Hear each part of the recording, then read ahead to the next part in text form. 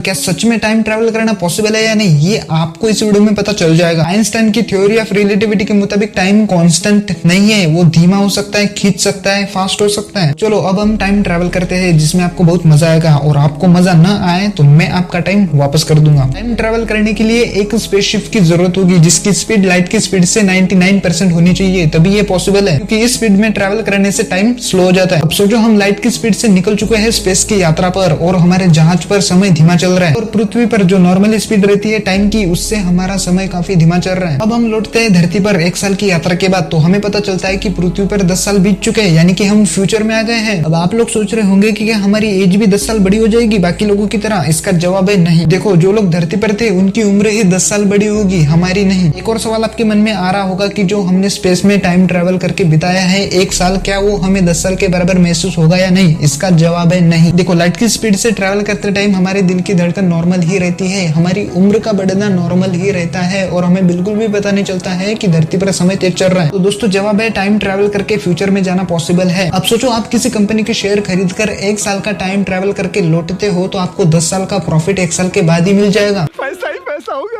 अब सबसे जरूरी, क्या हम टाइम ट्रैवल करके पास्ट में जा सकते हैं? देखो, कुछ वैज्ञानिक कहते हैं कि वार्म होल्स के जरिए पास्ट में जाना पॉसिबल हो सकता है, लेकिन प्रॉब्लम यह है कि वार्म होल स्थिर नहीं रहते हैं, उन्हें खुला रखने के लिए नेगेटिव एनर्जी की जरूरत चाहिए होती है, जो अभी हम इंसानों के लिए इम्पॉसिबल है।